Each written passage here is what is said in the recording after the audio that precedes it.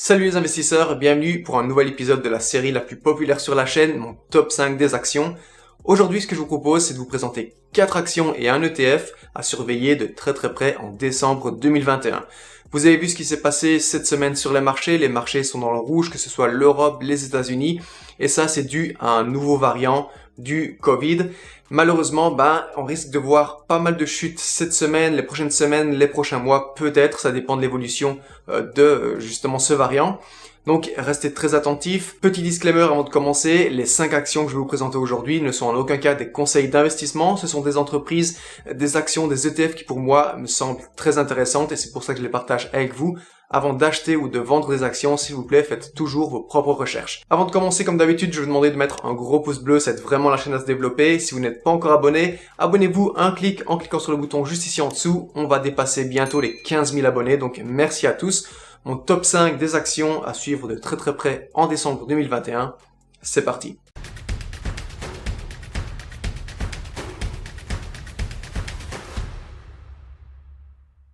Les amis, je vous propose de commencer avec l'action numéro 1 de ce top 5 et sans surprise, je vais vous parler de NIO.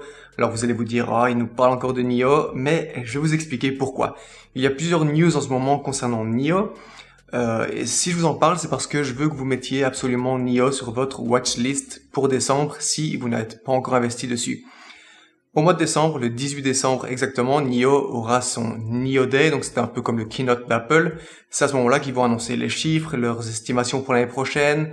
Ils vont éventuellement, selon les rumeurs, peut-être dévoiler une nouvelle voiture qui devrait arriver en 2022.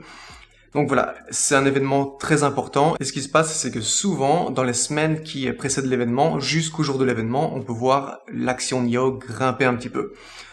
Donc voilà, ça c'est la première news dont je vais vous parler, c'est qu'il va y avoir le NIO Day et je vais faire une vidéo dédiée à ça dans les prochaines semaines. Je vous parlerai de ça, de ce NIO Day sur la chaîne. Et également une nouvelle importante cette semaine, c'est le partenariat entre NIO et l'entreprise Royal Dutch Shell. Royal Dutch Shell qui est une entreprise pétrolière, une des plus grandes, je pense que c'est la 4e ou la 5e plus grande entreprise pétrolière au monde. Et ces deux entreprises ont signé ensemble un accord concernant la création et la gestion de stations de batterie.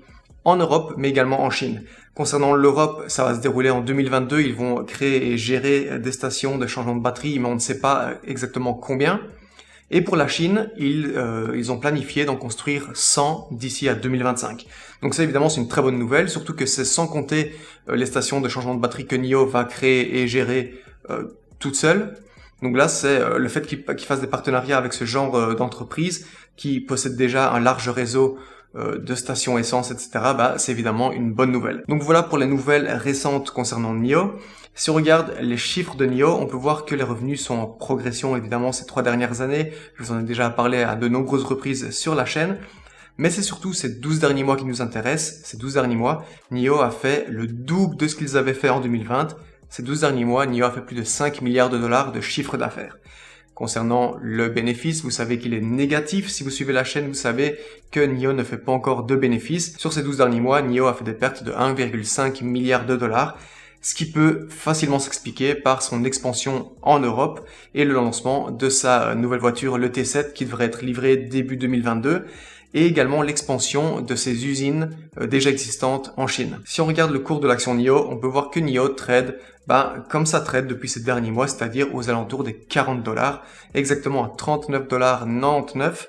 Et vous savez qu'à ce prix-là, c'est un prix que je trouve très intéressant. Tout ce qui est en dessous de 40 $, pour moi, c'est super intéressant. Évidemment, si vous avez une vision long terme avec cette entreprise. Sur ces 12 derniers mois, NIO avait atteint les 50 $, c'était fin juin. Ensuite, on avait vu une correction. C'était tombé à près de 30 $ début octobre. Et puis, c'est remonté. Et aujourd'hui, NIO est aux alentours des 40 $. Donc voilà. Si on regarde ce que nous disent les amis, les analystes, encore une fois, les estimations des analystes sont à prendre avec des pincettes. C'est un outil comme un autre. S'il vous plaît, ne vous fiez jamais à ce que disent les analystes pour prendre vos décisions d'achat ou de vente. Mais si on jette un œil à ce que disent les analystes, juste à titre de référence, sur 9 analystes, 8 conseillent d'acheter NIO, 1 de hold et personne ne recommande de vendre. Et ils se sont mis d'accord avec un prix cible pour l'action NIO sur ces 12 prochains mois de 60 $ par action, ce qui représenterait une hausse potentielle de 50% comparé au prix d'aujourd'hui. La deuxième action que je vais vous présenter dans ce top 5 des actions à suivre de très près en décembre 2021, c'est une entreprise dont je ne vous ai jamais parlé sur la chaîne, c'est l'entreprise américaine National Retail Properties. L'entreprise, c'est un REIT, donc c'est une entreprise immobilière qui investit principalement dans des propriétés de haute qualité et avec des baux long terme. Et vous allez voir que vous connaissez probablement certains de ces locataires. On va se rendre tout de suite sur le site de National Retail Properties. On va aller dans la section portfolio et vous pouvez voir que ils sont présents partout aux États-Unis, dans 48 États, donc je pense qu'il manque juste le Vermont et Hawaï. Sinon, ils sont présents partout aux États-Unis. Ils ont plus de 33 millions de square feet, donc désolé, je sais pas exactement combien ça fait en mètres carrés, mais je pense que c'est beaucoup. Ils ont plus de 370 locataires et possèdent plus de 3195 biens immobiliers qu'ils louent.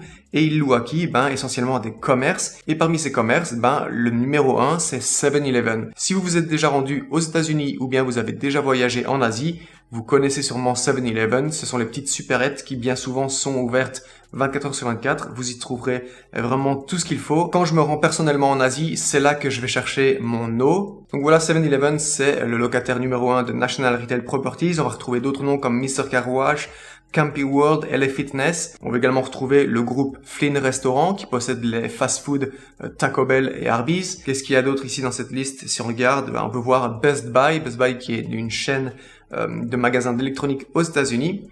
Donc voilà. Et si on regarde ici aussi sur leur site, NNN, National Retail Properties, nous montre qu'ils payent un dividende. Ils le payent depuis 32 années consécutives et l'augmentent également depuis 32 années. Donc ça, c'est évidemment un gros point fort pour l'entreprise. Aujourd'hui, le rendement dividende est de 4,6%.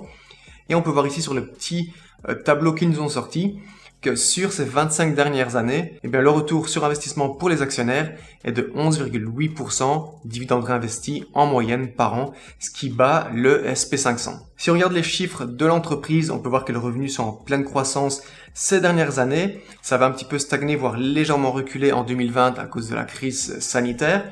Mais ces 12 derniers mois, ça remonte déjà. L'entreprise a dépassé les 702 millions de dollars de chiffre d'affaires. Et si on regarde le bénéfice de l'entreprise, on peut voir qu'il était légèrement en baisse également. En 2020, ils ont fait 228 millions de dollars de bénéfices. Et donc, ça remonte environ 30% de croissance comparé à l'année passée. Sur ces 12 derniers mois, l'entreprise a fait 273,8 millions de dollars de bénéfices. Si on regarde maintenant l'action National Retail Properties, on peut voir qu'elle trade aux alentours des 45 $. Vous retrouverez l'entreprise cotée au New York Stock Exchange sous le symbole NNN. Très facile de s'en rappeler. Et on peut voir qu'aujourd'hui, ça trade quand même en dessous du cours de l'action en 2019 et début 2020 avant le crack de mars 2020. En mars 2020, le cours de l'action avait fortement chuté. On avait vu l'action descendre à 26 $. Et depuis, sur cette année et demie qui vient de se dérouler, le cours de l'action a bien remonté. Le cours de l'action a repris environ 70%. Et on rappelle que le rendement dividende est de 4,65%. Donc ça, c'est excellent pour quelqu'un qui cherche à investir dans les actions à dividende. Et le dividende est payé et augmenté depuis 32 années consécutives. On va voir ce que nous disent les analystes. Les analystes, sur 6 analystes, il y en a 3 qui recommandent d'acheter, 3 de hold, personne ne recommande de vendre l'action. Et ils donnent un prix cible pour l'action sur ces 12 prochains mois de 52,2 $. Ce qui représente une hausse potentielle comparée au prix d'aujourd'hui de 14,6%. Donc voilà pour moi, NNN, National Retail Properties, c'est une entreprise intéressante à avoir dans un portefeuille diversifié, surtout si vous aimez les actions à dividendes et surtout à dividendes solides. Donc si l'entreprise vous intéresse, n'hésitez pas à faire vos propres recherches comme d'habitude. Troisième entreprise dont je vais vous parler, c'est une entreprise dont je vous ai déjà parlé à plusieurs reprises sur la chaîne, c'est l'entreprise PayPal. Je vais vous expliquer pourquoi aujourd'hui je vous parle de PayPal et que j'ai envie que vous mettiez cette entreprise sur votre watchlist, votre liste de surveillance pour décembre, mais également pour le début de l'année 2022. PayPal a fortement chuté ces derniers mois et pourtant les résultats du troisième trimestre ne sont pas si mauvais que ça. Mais d'abord, avant de regarder les résultats du troisième trimestre, je vais vous parler d'une grosse news très importante. C'est le fait que PayPal ait fait un deal avec Amazon. Alors PayPal possède une application qui s'appelle Venmo, donc c'est un service de paiement mobile qui aussi autorise les cryptos. Donc il faut savoir que PayPal a annoncé il y a quelques temps qu'ils autorisaient les paiements par crypto-monnaie. Alors vous ne pouvez pas payer directement avec les cryptos, mais ce que fait PayPal, c'est que si par exemple vous achetez quelque chose qui vaut 50 €, eh bien PayPal va débiter l'équivalent en crypto-monnaie sur votre compte. Donc vous ne payez pas directement en crypto, mais vous pouvez payer avec les cryptos. Je sais pas si c'est clair, mais en tout cas voilà. La grosse nouvelle, c'est que Venmo, l'application de PayPal, Ils ont fait un deal avec Amazon et à partir de 2022, tous les utilisateurs de Venmo auront la possibilité d'utiliser Venmo et donc indirectement PayPal pour faire les achats sur Amazon. Et ça, je pense que c'est une énorme news. C'est une news très importante et ça va permettre à PayPal, je pense, d'améliorer énormément son chiffre d'affaires sur les prochains mois, les prochaines années. Ce n'est pas la seule news récente. Il y a une news un peu plus négative. C'est l'entreprise Bernstein, qui est une société de gestion d'actifs, qui a baissé ses estimations sur PayPal. Ils avaient un prix cible pour les prochains mois de $260 par action. Ils ont baissé cette estimation à $220.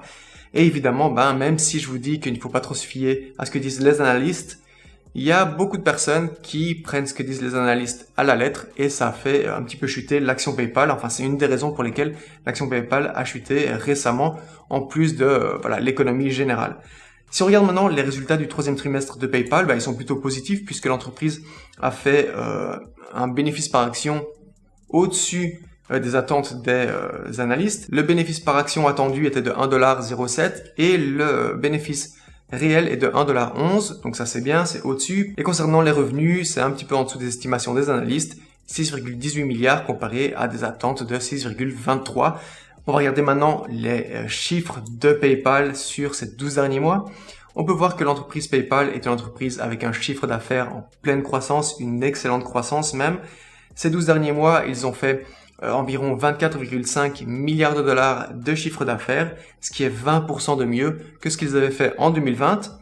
Et si on regarde le bénéfice de l'entreprise, il est également en nette croissance, d'ailleurs une croissance excellente. On peut voir en 2018 2,1 milliards de bénéfices, 2,5 milliards en 2019, en 2020 ils avaient tout explosé. Avec le confinement, énormément de personnes étaient enfermées chez elles et ont commandé sur internet, donc ont utilisé les services de PayPal. Ils ont fait 4,2 milliards de dollars de bénéfices en 2020 et là ils ont fait 4,9 milliards de dollars de bénéfices sur ces 12 derniers mois. Si on regarde le cours de l'action PayPal, on peut voir, comme je vous l'ai dit, ça a fortement chuté. Si on regarde cette dernière année, on est plus ou moins au même niveau qu'il y a exactement un an. Entre-temps, le cours de l'action avait bien grimpé, ça avait dépassé les $300 le 16 février 2021, puis ça avait un petit peu corrigé, ça avait dépassé à nouveau les $300 fin juillet, et depuis fin juillet, grosse chute de l'action, le cours de l'action PayPal a perdu près de 40%. Aujourd'hui, vous allez retrouver PayPal coté au Nasdaq, et le cours de l'action est de $187, ce qui est pour moi sous-évalué, et je pense qu'aujourd'hui, l'action PayPal est très intéressante. Encore une fois, ce ne sont pas des conseils d'investissement, faites bien vos recherches avant d'investir, mais je vous conseille vraiment de surveiller PayPal ces prochaines semaines, ces prochains mois. Si on regarde ce que nous disent les analystes, on peut voir que les analystes, sur 30 analystes, 24 recommandent d'acheter l'action, 5 recommandent de hold, une seule personne, un seul analyste recommande de vendre, et ils ont un prix cible moyen de $276,04 par action, ce qui représente une hausse potentielle de 46%, donc c'est énorme, 46% comparé au prix d'aujourd'hui. La quatrième action dont je vais vous parler dans ce top 5 des actions à surveiller de très près en décembre 2021, c'est une action qui va plaire à certains de mes collègues YouTube, surtout Sébastien s'il tombe sur cette vidéo. C'est l'entreprise Disney, entreprise que je possédais dans mon portefeuille, je l'avais acheté à $100 par action, je l'ai revendu à $180, donc 80% plus-value parce que j'avais dû fermer mon compte Revolut Trading. Et donc aujourd'hui je cherche une nouvelle opportunité de rentrer sur Disney et je vous avoue qu'au cours de l'action actuelle, je suis tenté. On va voir ça dans un instant. Avant de commencer à regarder le cours de l'action, je vais vous parler des raisons pour lesquelles je pense que Disney peut être un bon investissement sur du long terme. Disney, ils ont fait des pertes en 2020. Vous le savez, les revenus principaux de Disney sont tirés en partie des parcs Disney. En 2020, ils étaient tous fermés. Donc évidemment, l'entreprise avait fait des pertes. C'est même pas que les bénéfices ont été réduits en 2020, c'est carrément des pertes. Disney était dans le rouge en 2020. Ils avaient fait des pertes de 20 centimes par action. Bonne nouvelle, ils ont annoncé les résultats du troisième trimestre assez récemment. Et cette fois-ci, ils sont en positif à nouveau. Ils sont à plus 52 centimes de bénéfices par action. Donc évidemment, c'est une énorme croissance comparée à l'année passée. En même temps, c'était pas compliqué puisque tous les parcs ont réouvert. Mais il n'y a pas que les parcs qui rentrent en jeu ici. Il y a également Disney+, leur service de streaming, qui a vu une croissance exceptionnelle. On va regarder les chiffres de Disney justement. On peut voir que les chiffres étaient en croissance jusqu'en 2019. Évidemment, en 2020, avec les parcs fermés, l'entreprise a fait moins de chiffre d'affaires, mais ça a quand même été compensé grâce à Disney+. Le chiffre d'affaires était de 65,4 milliards de dollars en 2020. Et là, sur les 12 derniers mois, il est de 67,4 milliards, donc un tout petit peu mieux. C'est pas exceptionnel, mais c'est quand même mieux. Et si on regarde le bénéfice de l'entreprise, je vous l'ai dit, des pertes en 2020. Disney avait fait 2,9 milliards de dollars de pertes en 2020 et là c'est à nouveau dans le positif. 2 milliards de dollars de bénéfices pour cette année 2021. Alors c'est pas exceptionnel, ce n'est pas ce à quoi on est habitué avec Disney en 2017, 2018, 2019, mais on peut voir que Disney reprend du poil de la bête et je suis sûr et certain que Disney sur les prochaines années, le bénéfice va remonter, le chiffre d'affaires va augmenter et je pense vraiment que ça va être une bonne entreprise dans laquelle investir encore une fois en faisant ses propres recherches, évidemment. Si on regarde le cours de l'action Disney, je vous l'ai dit, moi je l'avais acheté à $100 il y a un peu plus d'un an. Je l'avais revendu il y a environ 1 mois et demi, 2 mois, aux alentours des $180. Et au moment où je l'ai vendu, je pense que je l'ai vendu quand c'était le plus haut, puisque entre le moment où je l'ai vendu et aujourd'hui, le cours de l'action a perdu presque 20%. Vous allez retrouver Disney coté au New York Stock Exchange, sous le symbole DIS, et l'action vaut aujourd'hui $148. Donc si on regarde entre il y a un an et aujourd'hui, on peut voir qu'on est pile poil au même cours qu'il y a exactement un an. Le cours de l'action Disney avait fameusement augmenté en quelques mois pour atteindre plus de $200 par action. Ensuite, ça avait un petit peu corrigé. Ça a stagné dans une range entre les 160 $180 pendant pas mal de mois. Je pense que j'ai vraiment eu de la chance, je l'ai vendu au bon moment. Et depuis, chute de l'action Disney.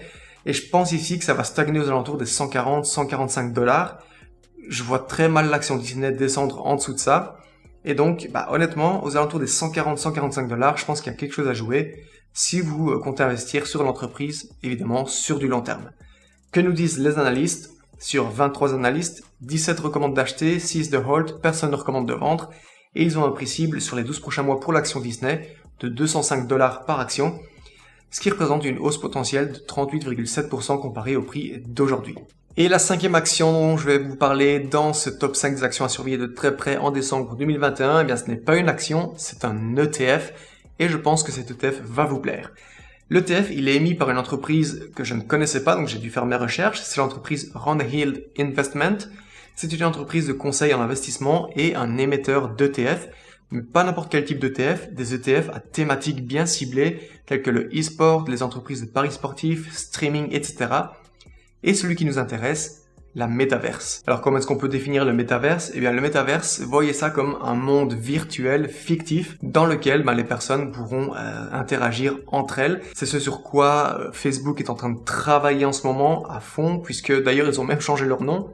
Ça ne s'appelle plus Facebook, ça s'appelle Meta. Et je pense que c'est vraiment le futur, tout simplement. Donc ceux qui vont réussir à investir early sur ces actions, sur ce métaverse, sur les cryptos attachés au métaverse, je pense que ce seront des personnes qui vont gagner de l'argent sur les prochaines années. Mais encore une fois, je ne peux pas prédire l'avenir, donc comme c'est assez spéculatif, faites bien vos recherches. Et donc cet ETF est intéressant parce qu'il va vous permettre, plutôt que de choisir des actions individuelles qui investissent dans le métaverse, d'avoir un ETF qui est investi sur toutes ces actions à la fois. En même temps, c'est le principe d'un ETF, vous allez me dire.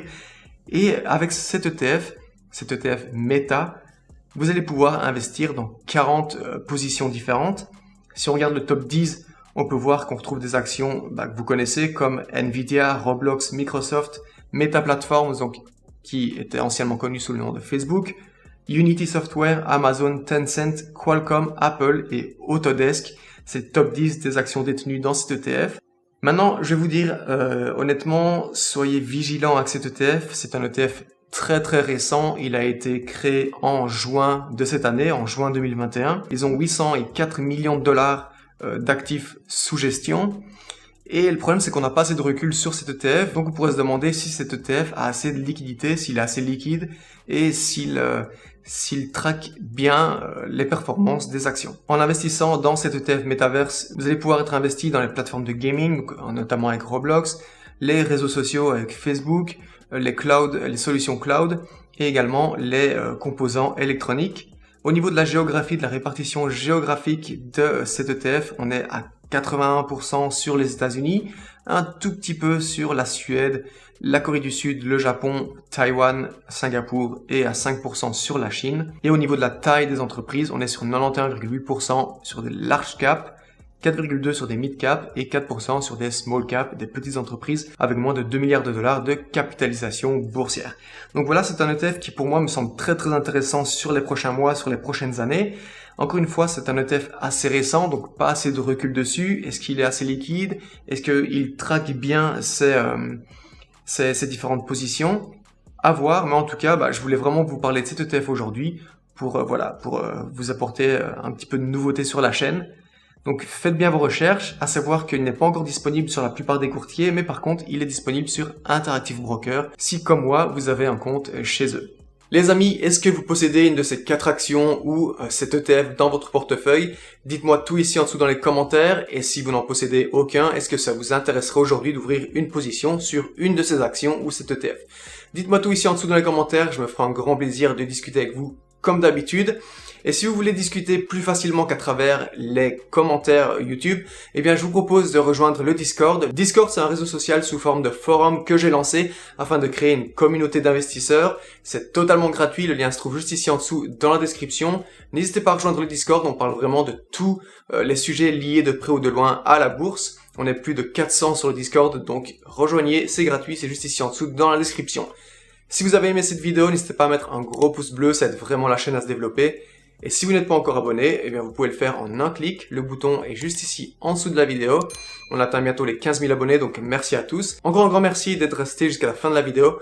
En attendant la prochaine, je vous dis salut. Ciao, ciao.